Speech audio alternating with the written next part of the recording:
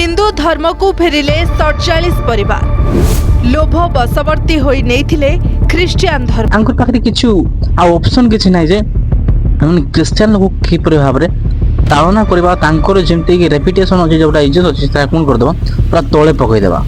मोर बापार बहुत देह खराब थिला, बहुत डॉक्टर भी देखानु, बहुत असुविधा रे, लेकिन एमती गुटे दीदी कहले कि से ठीके गले हालेलुया गले भल हे जा बेमार माने भी छाड़ी जाए। आ जो लोक को हालेलुया कोय पा जणा नै सेंति लोक धर्म करथिला प्रभु को जानि थिले मते एहा मते हम मान करो पूरा चिंता रे भारे। आ दीदी ए हमर धर्म की तुम्हें प्रार्थना करो सब बेले मूर्ति पूजाटा आदे भलनी तेणु 3-15 जिते बेले हला हमके डॉक्टर डाकले आ कहले तुम छुआ आउनी न कहि कहले बेले मुई सेनु से तागर बाइबल टिकी देली के मते मन रे एसो विषय भावंतु नै जे को धर्म को नेकी म कोनी कोन से न्यूज चैनल को नेकी म कोनी बट गोटे ह्यूमैनिटी विषय रे बा गोटे रियलिस्टिक विषय को पाई जाउछि चाहे कि आपण माने वीडियो देखिले आपण माने जानि पारिबे। पर गोटे छोटिया गाँ रे कोन हैला बोली कहले गोटे प्रोग्राम हेतिला जोडा कि आपण माने से बैनर देखि कि जोडा कि हमरो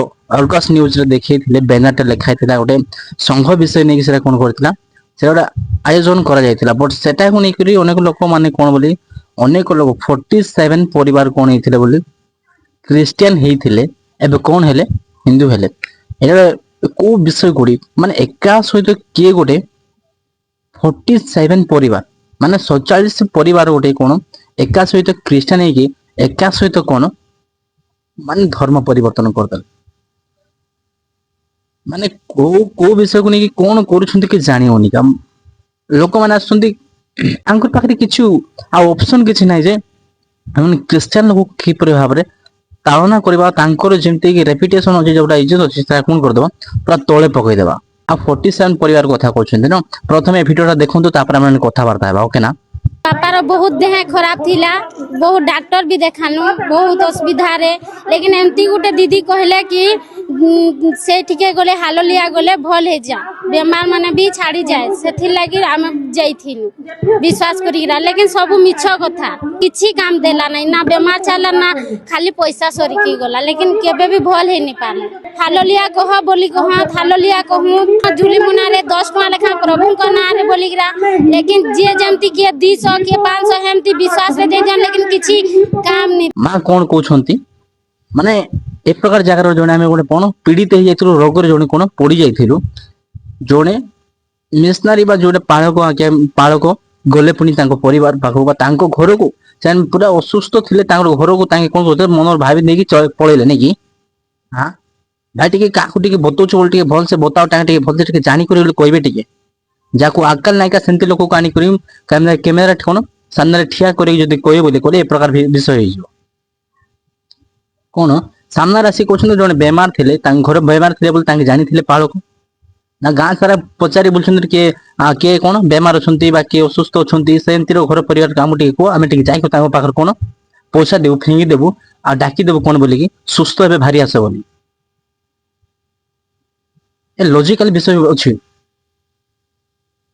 जन कह तुम कौन परिवार पूरा सुस्थ हो तार भाग जो धर्म तुम ग्रहण कर जो धर्म तुम अच्छो जो से देवादेव तुम विश्वास कर पारन सुस्थ करें बोले तुम विश्वास केमती करदे यह मतलब जानी प्रभु कौन करेंगे सुस्थ करेंगे बोली आपण कौन कले पलैले प्रार्थना करने अबा हो तुम कौन कौन कल तुम प्रार्थना मत पलैल या कौन दुकान भावल ना कौन 10 टका फिंग कुरकुरी भारी आसो लोक मैंने वर्षे वर्ष 2 वर्ष 3 वर्ष 4 वर्ष कौन कर प्रेयर कर प्रार्थना कला गोटे दान पाँच से भी सुस्थ कर दान आपड़ जा 2 दिन हो न गोटे दिन हो 4 घंटा हो न प्रार्थना कर सुस्थ हो आ जो लोक को हालेलुया कह जणा नै सेमती लोक धर्म करथिला प्रभु को जानि थिले मते एहा मते हम मानकर पूरा चिंता रे भारे से जानि थिबो कि न जानि थिबो जो लोक कि इंग्लिश पढ़िया पा जाउछ बोली कहले से तो टिके भल से इंग्लिश तो कहबा जानिबा दरकार ना जो लोक प्रभु को पाख को जाइछि या ऑब्वियसली भाव रे से कोन हालेलुया तो कहबा जानो जो लोक कि जणा नै सेमती लोक के आनी के जदी कैमरा जदी आपण कहि देबे तो लोक मान तो भारबे आगा ना एरा कौन मिछ बोली भाबे ना ओके ऑब्वियसली तुम कौन कल ତମେ ହେଇଥିଲ ପୁଣି ଭାରି ଆସିଲ, ଏବେ ତ ସୁସ୍ଥ ହେଇଯିବେ। ଆପଣ ଯୋଉ ଧର୍ମ ତମେ ଗ୍ରହଣ କଲ ବା ଯୋଉ ଧର୍ମରେ ଆପଣ ମାନେ ଅଛନ୍ତି ବର୍ତ୍ତମାନ ସୁସ୍ଥ ହେଇଯିବେ। ଏବେ ଆଉ ବାସ୍ ସେମିତି ଲୋକମାନେ ଖ୍ରୀଷ୍ଟିଆନ ହେବାର ମଧ୍ୟ କିଛି ମଧ୍ୟ ଦରକାର ନାହିଁ। ଆମ ମାନଙ୍କର ପରିବାରରେ ଆମ ମାନଙ୍କର ସେଇ ଖ୍ରୀଷ୍ଟିଆନ ପ୍ରଭୁଙ୍କୁ ଜାଣିବାର ମଧ୍ୟ କିଛି ମଧ୍ୟ ଆବଶ୍ୟକ ନାହିଁ। ଯେଉଁମାନେ ଲାଳସାରେ ଆସନ୍ତି, ଯେଉଁମାନେ କି ସୁସ୍ଥ ହେବାର ଆସନ୍ତି, ସେମିତି ପ୍ରକାର ଲୋକମାନେ କେବେ ମଧ୍ୟ, ମୁଁ ଆପଣ ମାନଙ୍କୁ କହିପାରୁଛି, କେବେ ମଧ୍ୟ କଣ କରନ୍ତୁ ନାହିଁ, ପ୍ରଭୁଙ୍କ ପାଖକୁ ଯାଉନାହିଁ। ଆଉ ଯେଉଁ ଲୋକମାନେ ସେ ପ୍ରକାର କେବେ ମଧ୍ୟ ଏ ପ୍ରକାର ଲୋକମାନେ କେବେ କୁହନ୍ତି ନାହିଁ ଯେ ତମେ ଆସିଲେ କଣ ହେଇଯିବ, ପ୍ରଭୁଙ୍କ ପାଖରେ ଆସିଲେ କଣ ସୁସ୍ଥ ହେଇଯିବ, ସବୁ ମିଳିଯିବ, ଏମିତି ପ୍ରକାର କେବେ ମଧ୍ୟ କିଏ କୁହନ୍ତି ନାହିଁ। ଆପଣମାନେ ବିଶ୍ୱାସ କରନ୍ତୁ, ପ୍ରଭୁ ଆପଣ ମାନଙ୍କୁ କଣ କରିବେ, ସୁସ୍ଥ କରିବେ। ଏଇ ବିଷୟ କରିବେ। ଯେ ପର୍ଯ୍ୟନ୍ତ ଆପଣମାନେ ବିଶ୍ୱାସ କରିନାହାନ୍ତି ସେ ପର୍ଯ୍ୟନ୍ତ ଆପଣମାନେ କେବେ ମଧ୍ୟ ସୁସ୍ଥ ହେବେ ନାହିଁ। ଆପଣମାନେ ଖ୍ରୀଷ୍ଟିଆନ ହୁଅନ୍ତୁ ବା ହିନ୍ଦୁ ହୁଅନ୍ତୁ, ମୁସଲିମ ହୁଅନ୍ତୁ, ଶିଖ ହୁଅନ୍ତୁ, ଯେକୌଣସି ଲୋକ ମଧ୍ୟ କଣ, ଯେ ପର୍ଯ୍ୟନ୍ତ ଆପଣ ବିଶ୍ୱାସ କରିନାହାନ୍ତି ସୁସ୍ଥ ହେବେ ନାହିଁ। ଆଉ ଗୋଟେ ଭିଡିଓ ଦେଖନ୍ତୁ, ତାପରେ ଆମେ କଥା ହବା। 3 ଜଣ ଆମେ କାନ୍ଦୁଛୁ ବସିକିରି ସେନୁ ଇଏ ହାଲେଲିଆ ବାଲେ ଆସିଲେ ଆମକେ କହିଲେ ଯେ ଆଉ ଦିଦି ଏଇ ଆମର ଧର୍ମ କିଟା ତୁମେ ପ୍ରାର୍ଥନା କର, ସବୁବେଳେ ମୂର୍ତ୍ତି ପୂଜାଟା ଭଲନି, ମୂର୍ତ୍ତିରେ ଫୁଲମାଲ ଦେସନ୍, ମରିଥିବା ଲୋକକେ ଫୁଲମାଲ ଦେବେ, ଧୂପ ଦୀପ ଦେଇକିରି ପୂଜା କରସନ୍, କିନ୍ତୁ ଆମର ଯୀଶୁ ଧର୍ମଟା ସବୁବେଳେ ବଞ୍ଚିଛନ୍, ତମେ ଯୀଶୁ ଧର୍ମକେ ପ୍ରାର୍ଥନା କର, ତୁମର ପୋନକୁ ହେଇଯିବା କହିଲେ। ସେନୁ 3-15 ଯେତେବେଳେ ହେଲା ଆମକେ ଡକ୍ଟର ଡାକିଲେ ଆଉ କହିଲେ ଯେ ତୁମର ଛୁଆ ଆଉ ନି ନ କହିକିରି କହିଲେ ବେଲେ ମୁଇଁ ସେନୁ ସେ ତାଙ୍କର ବାଇବେଲ ଫିକି ଦେଲି, ଠକିକିରି ତାଙ୍କର ଧର୍ମକେ କିନି ଲୋକମାନଙ୍କର ଭିତରେ ଜାଗୃତି କରି ଦଉଛନ୍ ଆଉ ଲୋକମାନକେ ଠକି ଦଉଛନ୍। ପଇସାପତ୍ର ପ୍ରଲୋଭନ ଦେଖେଇନି କି ତାଙ୍କର ଧର୍ମକେ ତାଙ୍କର ପାଣିକି ତାଙ୍କର ବି କିଛି ଭାଇ ସେଇଟା ବି ଏଇଟା ବି ସେଇ କଣ୍ଡିସନ, ମାନେ ଦୁଇ ଲୋକ ପାଖରେ ବସେଇ ଦେଇକି ଗୋଟେ ମନ୍ତ୍ର ଫୁଙ୍କି ଦେଲେ ନାଇଁ କି। ଏସବୁ ବିଷୟକୁ ଘରେ କଣ ଥିଲେ, ଜଣେ ବେମାର ଥିଲେ, ଜଣେ ଜ୍ୱର ଅସୁସ୍ଥ ଥିଲେ, ଜଣେ ଏମିତି ପ୍ରକାର ଥିଲେ, ସେମିତି ପ୍ରକାର ଥିଲେ। ଆପଣ ମାନେ ସେଟା କହିଦିଅ, ଖାଲି ଯେମିତି ଆଉ ସେମିତି କହିଦିଅ, ବଟ୍ କହିବା ଦରକାର ଆକା।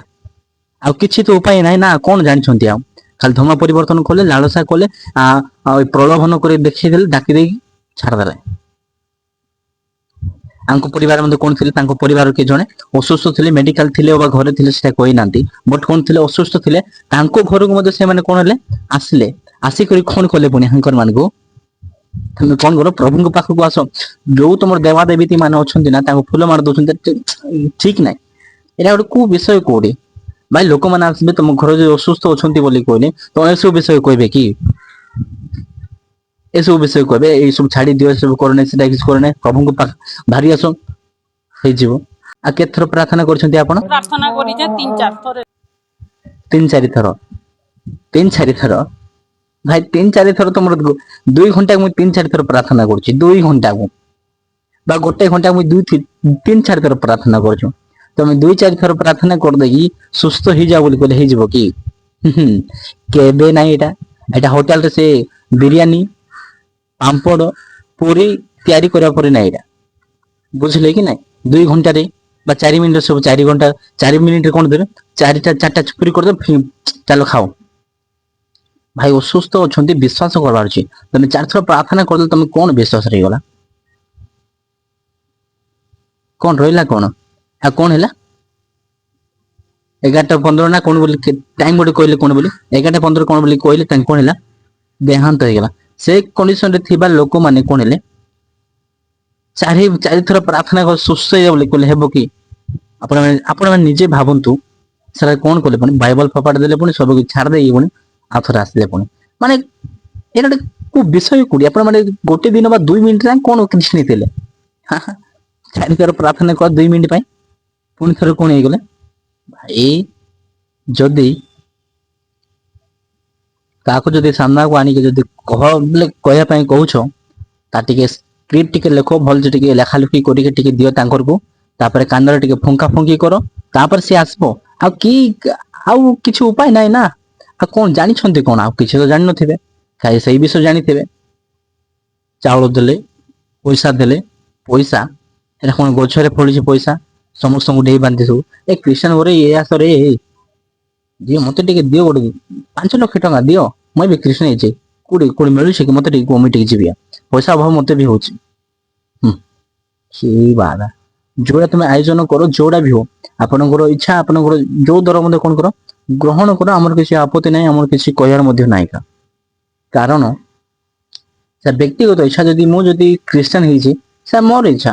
ମୁଁ ମଧ୍ୟ ଏବେ ହିନ୍ଦୁ ହେଇଯିବି, ସେଟା ମୋର ଇଚ୍ଛା। ଆଉ ସମସ୍ତେ ଆସିକି ତ କହିପାରିବେ ନାହିଁ ନା, ବାବୁ ତୁ କଣ ପାଇଁ ଖ୍ରୀଷ୍ଟିଆନ ହେଇଥିଲୁ, ଆଉ କଣ ପାଇଁ ହିନ୍ଦୁ ହେଲୁ ବୋଲି। କୌଣସି ଧର୍ମକୁ, କୌଣସି ଜାତିକୁ ନେଇକି କାହାର ମନରେ ଯଦି ଏ ପ୍ରକାର ପ୍ରଭେଦ ଯଦି ପୁରେଇ ଦିଏ ବୋଲି କହିଲେ, ସେଟା ବହୁତ ପ୍ରକାର ଦଙ୍ଗା ହେଇଯିବ, ଝଗଡ଼ା ହେଇଯିବ, ପୁରା ମାଡ଼ଗୋଳ ହେଇକି କିଏ ଏମିକେ କେବେ କଣ ଏ ପ୍ରକାର ବିଷୟ ନେଇକି ସମସ୍ତେ କଣ ଯିବେ, ମରିଯିବେ। ତ ପ୍ରିୟ ଲୋକମାନେ ବା ମୋର ପ୍ରିୟ ଦର୍ଶକ ମାନେ ବା ପ୍ରିୟର ମୋର ନ୍ୟୁଜ ରିପୋର୍ଟର ଆଜ୍ଞା ମାନଙ୍କୁ ମୁଁ କହିବା ପାଇଁ ଚାହୁଁଛି ଏ ମଧ୍ୟ ବିଲକୁ ନିଅନ୍ତୁ ନାହିଁ ବିଷୟ। ମୁଁ ଆପଣଙ୍କୁ କହିବା ପାଇଁ ଚାହୁଁଛି ଯେଉଁ ଲୋକ ମଧ୍ୟ ରିପୋର୍ଟିଂ କରିବା ପାଇଁ ଯାଇଥିବ ସେ ଭାବୁଥିବ ଯେ କୋଉ ବିଷୟ ଭାରି ଆସିବି କେ ଜାଣିକି ରିପୋର୍ଟିଂ କରିବା ପାଇଁ କୋଉ ବିଷୟ ଭାରି ଆସିବି ମୁଁ ଜାଣିପାରୁନି।